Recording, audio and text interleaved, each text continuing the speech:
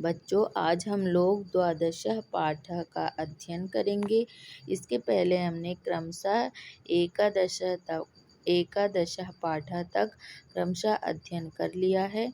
तो चलिए आज हम 12 पाठ का अध्ययन करेंगे।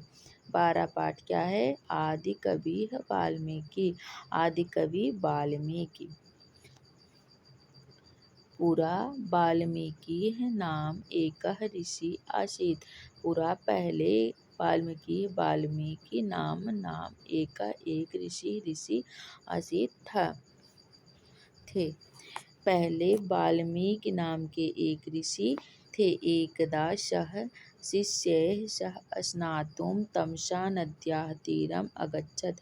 एकदा एक बार वह शिष्य के साथ स्नान करने के लिए तमसा नदी के तीरम तट पर गच्छत गया।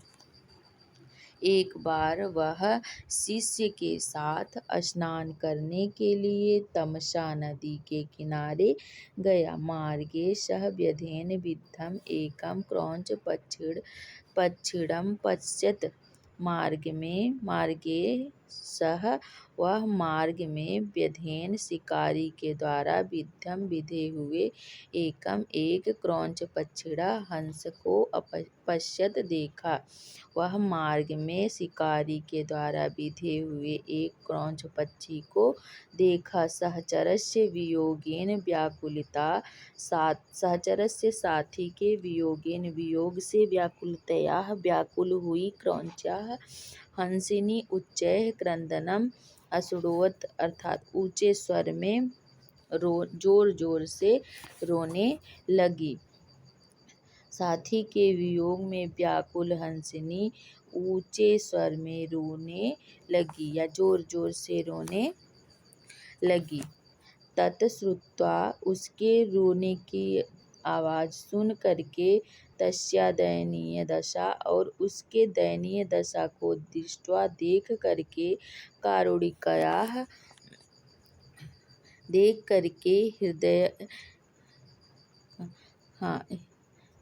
कारुणिकया ऋषि द्रवितो अभवत्। ऋषि का हृदय द्रवित हो गया या ऋषि का हृदय करुणा से भर गया। ततः श्रुत्वा, उसको सुन करके, और तस्या दयनीय दशा दृष्ट्वा, और उसके दयनीय दशा को देख करके, ऋषि का हृदय क्या हो गया? द्रवित हो गया। क्रौंची क्रन्दनात् जातः ऋषेः शोकः श्लोकरूपेण तस्य मुखात् एव निर्गच्छत्। फिर कह रहे हैं कि क्रौंची अर्थात हंसिनी के विलाप से पैदा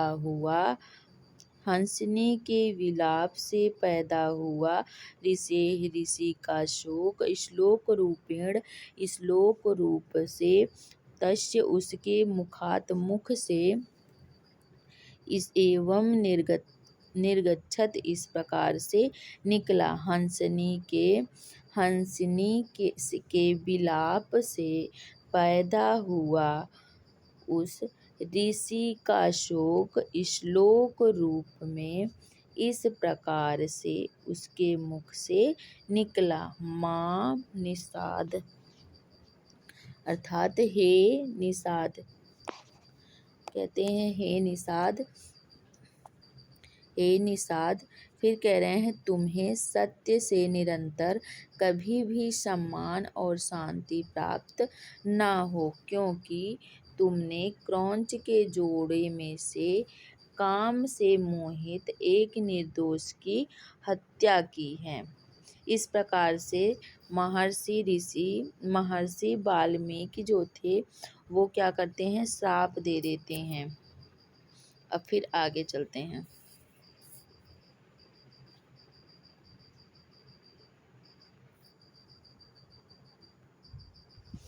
ऋषेः कवित्वं विज्ञाय ब्रह्मा आकाशवाण्या अदिशत्।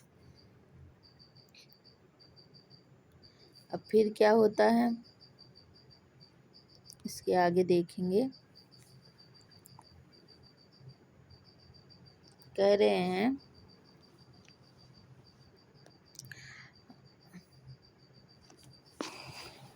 हाँ, ऋषेः अर्थात ऋषि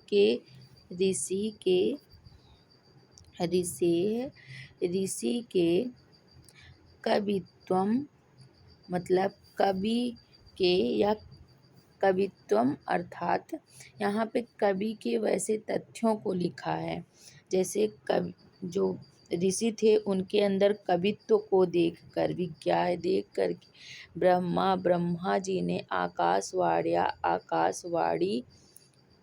आकाशवाणी के द्वारा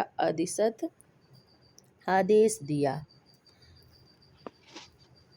ठीक, ऋषेः कवित्वं विज्ञाय ब्रह्मा आकाशवाण्या अदिशत।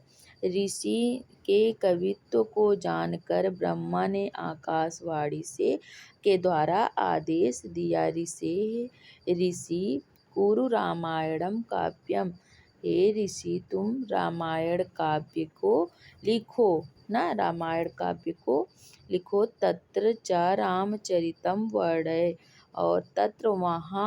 और वहाँ रामचरित का वर्णन करो। येन रामस्य पुण्यम चरित्रम विदित्वा, जिससे राम के पुण्य चरित्रम चरित्र को विदित्वा जानकर, लोक में सन्मार्गस्य अनुसरण, लोक या संसार में सन्मार्ग अर्थात अच्छे मार्ग का अनुसरण करे। ठीक, कहते हैं तत्र वहाँ च और रामचरितम रामचरित वहाँ और वहाँ रामचरित का वर्णन करो। जिसे जानकर, जिससे राम के पुण्य या राम के अच्छे चरित्र को जानकर, लोकाः इस संसार में सन्मार्गम अनुसरणम कुर्युः अच्छे मार्ग का अनुसरण करें। ब्राह्मणः आदेशानुसारेण वाल्मीकिनां श्लोकबद्धः रामायणी कथा लिखिता।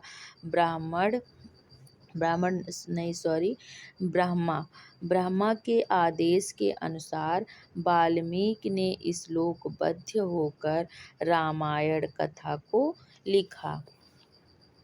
सैव वाल्मीकि रामायण नामना प्रसिद्धा।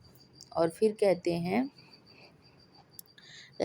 यह जो है वाल्मीकि रामायण इस नाम से प्रसिद्ध हुआ। अस्मिन् काव्ये वाल्मीकिनः पितुः आज्ञापालनम्,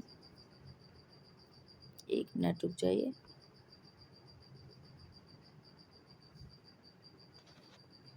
हाँ,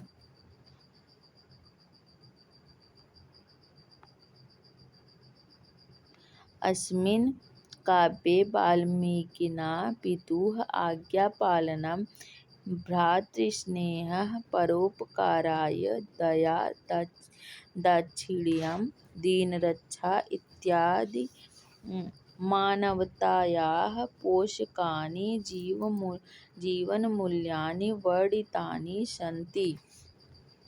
और फिर क्या कहते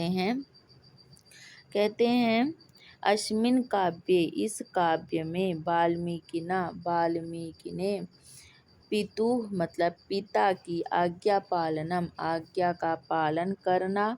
इस काव्य में वाल्मीकि के द्वारा पिता के आज्ञा का पालन करना, मतलब भ्रातृत्व स्नेह या भाईचारे या भाई का प्यार कह सकते हैं, भ्रातृत्व स्नेह, परोपकार अर्थात परोपकार, दया, दाक्षिण्यम उदारता, दीन रक्षा दुखियों की रक्षा इत्यादि के मानव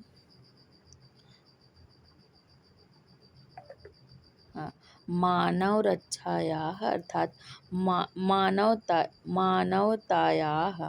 मानवतायाः अर्थात दीन रक्षा और मानव की पोषकानी अर्थात मानव का पोषण करने वाली और जीवन मूल्यानि वर्णितानि सन्ति और जीवन के मूल्यों का वर्णन किया गया है। ठीक फिर से इस काव्य में वाल्मीकि ने पिता का आज्ञा का पालन और भाई का स्नेह, परोपकार, दया, उदारता, दीन दुखियों की रक्षा इत्यादि के मानव का या मानवता का कह सकते हैं मानवतायाः अर्थात मानवता का पोषण और जीवन मूल्यानि वर्णितानि अर्थात जीवन मूल्यों का वर्णन किया है।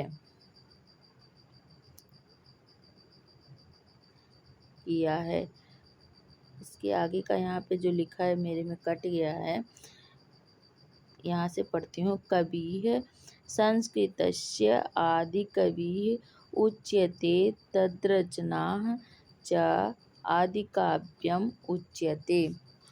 और फिर